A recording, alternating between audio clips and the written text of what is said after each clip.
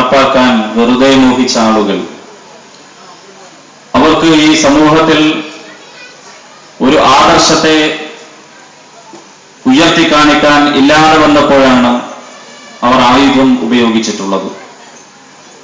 സഖാവ് ടി.പി.യുടെ വധത്തിന് ശേഷം പല ഭാഗത്തു നിന്നും ഉയർന്നു വരുന്ന പ്രതിഷേധങ്ങളെ, ഇടപെടലുകളെ വളരെ ആവേശത്തോടെ, സന്തോഷത്തോടെ സ്വീകരിക്കുകയും അതിനോട് ചേർന്ന് നിൽക്കുകയും ചെയ്യുമ്പോഴും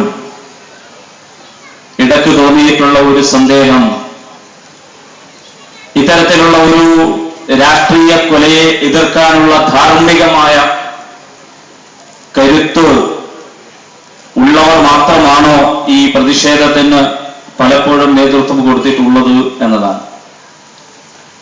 ഇതിനെയും ഒരു രാഷ്ട്രീയ ലാഭത്തിന്റെ അവസരമായി ഉപയോഗപ്പെടുത്താൻ ചില ഭാഗങ്ങളിൽ നിന്നെങ്കിലും തത്തുല്യമായ രാഷ്ട്രീയ കൊലപാതകങ്ങൾക്ക് കഴിഞ്ഞ നാളുകളിൽ എല്ലാ അർത്ഥത്തിലും പങ്കുവഹിച്ചിട്ടുള്ള ആളുകളും കൂടി ചേർന്ന് നിൽക്കുമ്പോൾ വളരെ വ്യത്യസ്തമായി തന്നെ അതിനടയാളപ്പെടുത്താനും തിരിച്ചറിയാനും കൂടി ജനാധിപത്യ പ്രവർത്തകർക്ക് സാധിക്കേണ്ടതുണ്ട് എന്ന എളിയ അഭിപ്രായത്തെ വിനീതമായി ഇവിടെ ഞാൻ സമർപ്പിക്കുകയാണ്. നമ്മുടെ കയ്യിലുള്ള ഒരു ജീവിത വ്യവസ്ഥ, ഇവിടെ തന്നെ കൂടിയിരിക്കുന്ന ആളുകളെ സംബന്ധിച്ചിടത്തോളം മൗലികമായി, സ്വന്തമായി, സ്വതന്ത്രമായി വ്യത്യസ്തമായ കാഴ്ചപ്പാടുള്ള ആളുകളാണ്. ഞാൻ മനസ്സിലാക്കുന്നത് ജനാധിപത്യത്തെ കുറിച്ച് പോലും തീർത്തും വ്യത്യസ്തമായ അഭിപ്രായങ്ങൾ, ജീവിത ദർശനങ്ങൾ വെച്ചു പുലർത്തുന്ന ആളുകളാണ്. പക്ഷെ നമ്മൾ ഒരു പോയിന്റിൽ യോജിക്കുന്നു, അത് കൊലപാതക രാഷ്ട്രീയം പാടില്ല എന്ന പോയിന്റാണ്.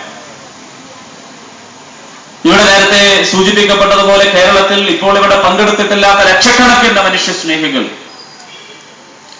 കേരളം വർഗീയമായി കൂടുതൽ ധ്രുവീകരിക്കപ്പെട്ടുകൊണ്ടിരിക്കുന്നു എന്ന് നമ്മുടെ പ്രധാനമന്ത്രി പോലും പറയുന്ന ഈ സന്ദർഭത്തിൽ പോലും യഥാർത്ഥത്തിൽ മനുഷ്യൻ എന്നുള്ള അടിസ്ഥാനത്തിൽ വിശ്വസിക്കുകയും പരസ്പരം സ്നേഹിക്കുകയും എല്ലാ ജാതി, മത, രാഷ്ട്രീയ വിഭാഗങ്ങളുടെയും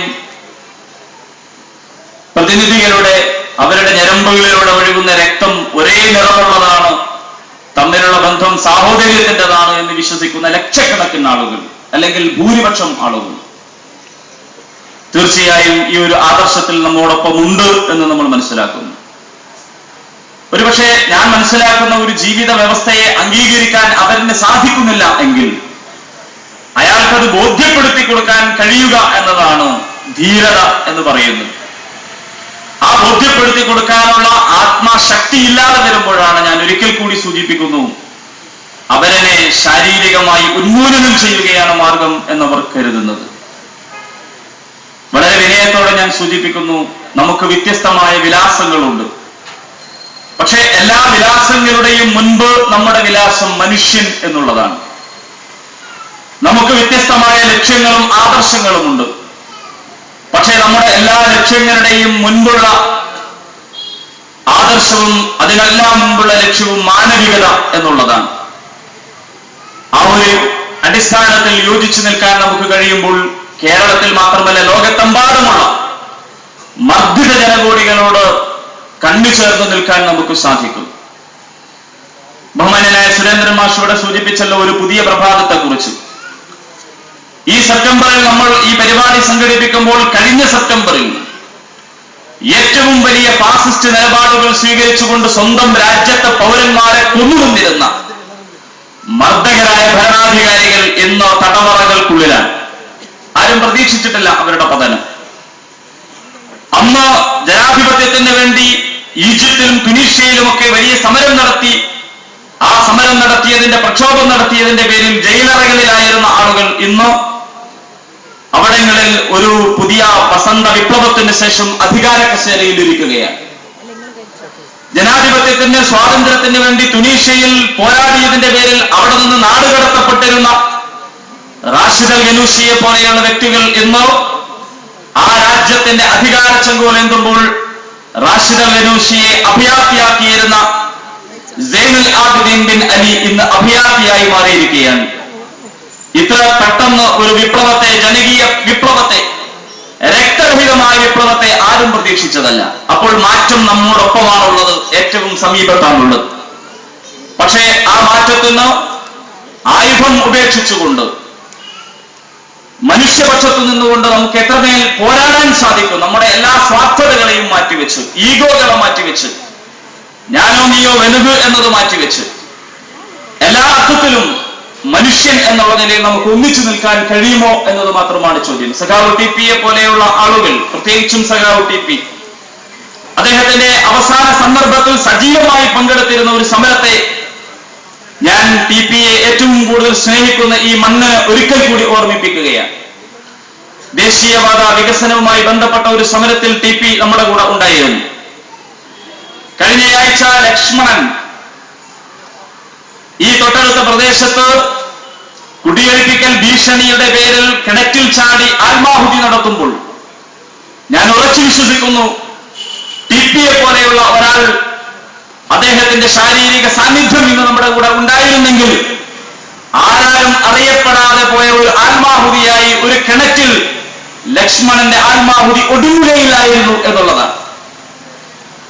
അത് തീർച്ചയായും ഈ വികസന വൈകൃതത്തിന്റെ, തലതിരിഞ്ഞ വികസനത്തിന്റെ ഇരയായി, ധീരരക്തസാക്ഷിയായി ഉയർത്തിപ്പിടിക്കാൻ ടി.പിക്ക് സാധിക്കുമായിരുന്നു എന്ന് ഞാൻ അനുസ്മരിക്കുമ്പോൾ, ആ അനുസ്മരണത്തോടൊപ്പം ഞാൻ ആഗ്രഹിക്കുന്നത് ടി.പിയെ സ്നേഹിക്കുന്ന ആളുകൾക്കും അദ്ദേഹം ഉയർത്തിപ്പിടിച്ച മാനവിക മൂല്യങ്ങളെ അംഗീകരിക്കുന്ന ആളുകൾക്കും ഇത്തരത്തിലുള്ള സമരത്തെ നെഞ്ചൂക്കോടുകൂടി ഏറ്റെടുക്കാനും മുന്നോട്ട് കൊണ്ടുപോകുവാനുമുള്ള താല്പര്യവും സന്നദ്ധതയും കൂടി ഞാൻ ആഗ്രഹിക്കുകയാണ്.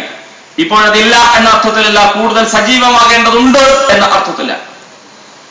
അതോടൊപ്പം ഒന്നുകൂടി പറഞ്ഞുകൊണ്ട് ഞാൻ അവസാനിപ്പിക്കുന്നു. കേരളത്തിനകത്തും പുറത്തും ഈ മണ്ണിൽ ജീവിക്കാനുള്ള അവകാശം നിഷേധിക്കപ്പെട്ടുകൊണ്ട്, കേരളത്തിനകത്തും പുറത്തും ഭരണാധികാരികളുടെ ക്രൂരമായ മനുഷ്യവിരുദ്ധതയെ ചോദ്യം ചെയ്യുന്നു എന്നുള്ളതിന്റെ പേരിൽ മാത്രം അഭിപ്രായ സ്വാതന്ത്ര്യം നിഷേധിക്കപ്പെടുന്ന, ജീവിക്കാനുള്ള സ്വാതന്ത്ര്യം നിഷേധിക്കപ്പെടുന്ന, അവകാശം നിഷേധിക്കപ്പെടുന്ന അനവധി ആളുകൾ അന്യായമായി തടവറകൾക്കുള്ളിൽ പാർപ്പിക്കപ്പെടുമ്പോൾ അവരുടെ ജാതിയും മതവും അവരുടെ സ്വത്വവും പരിഗണിക്കാതെ അതിനെ തൂക്കി നോക്കുന്നതിന് പകരം മനുഷ്യൻ എന്ന അടിസ്ഥാന പോയിന്റിൽ അവരുടെ വിമോചനത്തിന് കൂടി വേണ്ടി നമ്മുടെ ഭാഗത്തു നിന്നുള്ള പരിശ്രമങ്ങൾ ഉണ്ടാകുമ്പോഴാണ്